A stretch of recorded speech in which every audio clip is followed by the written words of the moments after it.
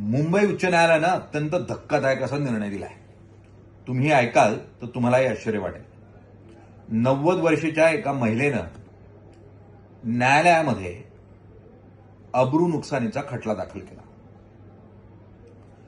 बरं, हा खटला ज्या व्यक्तीविरोधात आहे त्यावर सुनावणी सुरू झाली.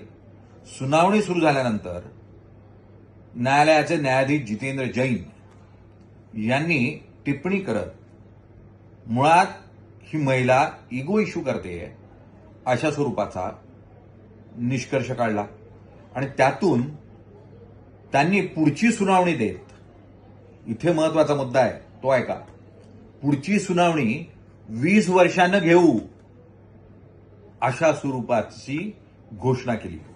किती वर्षांनी? 20 वर्षांनी पुढची सुनावणी. 90 वर्षाची महिला, मुळात ती जिवंत राहील का असो तरी अशा स्वरूपाचा निकाल किंवा अशा स्वरूपाचं ऑर्डर्स पास करत न्यायालयानं हे पूर्ण प्रकरण थंड बस्त्यास टाकण्याचा प्रयत्न केला.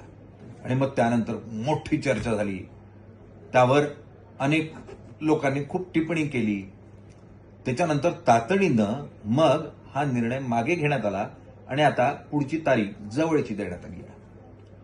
पण न्यायव्यवस्थेने, अगदी जर न्यायव्यवस्थेला एखादी व्यक्तीनं टाकलेला खटला किंवा न्याय मागण्यासाठी केलेली एखादी अपील जर योग्य वाटत असेल तर ती रद्दबातल करण्याचा पूर्ण अधिकार आहे. अशा स्वरूपाचा एखादी निकाल देऊन मुळात न्यायालयच अडचणीत येत आहे अशा स्वरूपाचं चित्र तयार होतं. त्यातून जनभावना जी आहे ती मुख्यतः न्यायालयाच्या विरोधात जाते आणि त्यामुळं असे निर्णय देताना थोडं सांभाळून निर्णय देणं गरजेचं आहे. पण असो, तरी आता सुधारणा झाली आहे आणि तातडीनं म्हणजे साधारण जुलै महिन्यात यावर सुनावणी होईल असं सांगण्यात आलंय.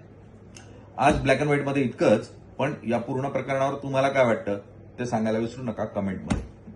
उद्या नव्या विषयासह पुन्हा भेटू. धन्यवाद.